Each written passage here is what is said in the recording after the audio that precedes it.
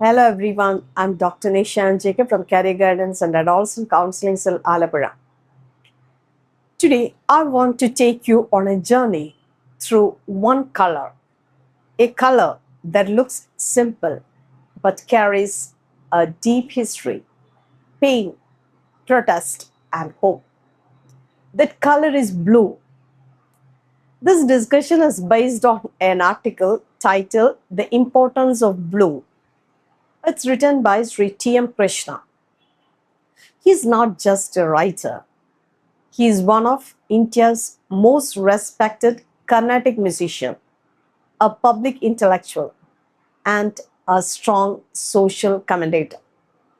He is also the author of the book The People of India Decoding a Nation's Symbols, Context, and Many Identities.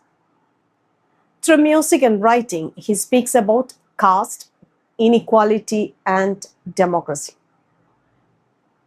In this article, he explains how the color blue carries the story of India's struggle for dignity.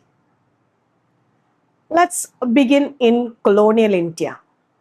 In Bengal, in the 1850s, poor peasants were forced to grow indigo, a blue dye used by British textile industries.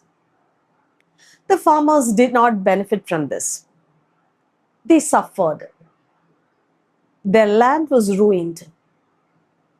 They were pushed into debt and hunger. When the peasants refused to grow indigo, the British called it the Indigo Revolt.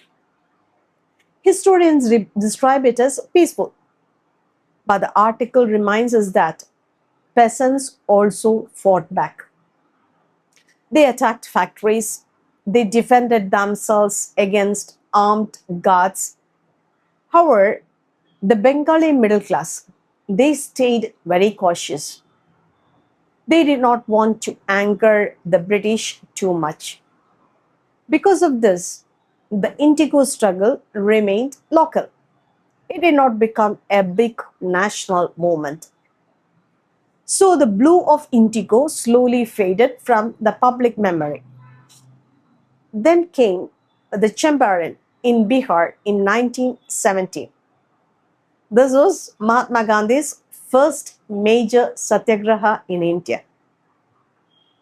The farmers of Champaran were forced to grow indigo under the Tinkatia system. 3 parts of every 20 had to be indigo. Even when indigo prices fell, they were not allowed to stop growing it. The farmers lived in fear and poverty. They were exploited by landlords. Gandhi went there after being invited by a farmer named Rajkumar Shukla. He listened to the people. He encouraged them to speak. The British tried to remove him. They summoned him to court, but Gandhi refused to leave. He said that he would not obey an unjust order if it harmed the people. This was an act of powerful resistance. Slowly, the government was forced to act. The Champaran struggle became a symbol of India's freedom movement. But again, the blue of indigo faded from memory. Now enters Dr. B.R. Ambedkar. Ambedkar brought blue back into India's imagination. He is often shown wearing a blue suit holding the Constitution. That blue was not accidental. It was a statement. Many believe that Ambedkar chose blue because it represented the sky. It symbolized openness and freedom. It showed equality. It represented working people. For Dalits, blue became a color of self-respect. The article also explains something very deep. In ancient Indian texts, colors were linked to caste system. and Brahmins were white, Kshatriyas were red, Vaishyas were yellow, and Shudras were dark, often blue or black. So blue came to be associated with those at the bottom of society. When Ambedkar chose blue, he reversed this meaning. He made it the color of pride. Blue is also sacred. In Buddhism, blue represents compassion and wisdom. In Indian tradition, blue is the color of sky and infinity. So, blue is both spiritual and political. The article also mentions the blue chakra on India's flag. It stands for law, it stands for justice and movement. It reminds us of civil rights. It reminds us that democracy must keep moving forward. This article is important because it shows that how even a simple color carries history.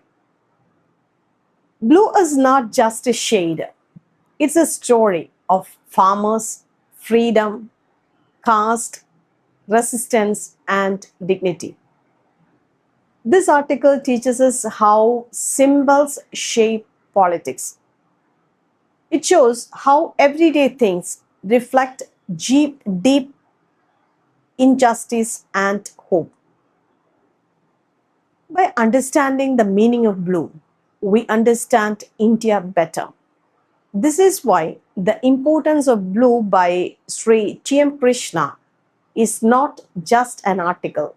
It's a reminder of who we are and who we still need to become. Thank you. I'm Dr. Nisha and Jacob from Career Guidance and Adolescent Counseling Cell, Alapura.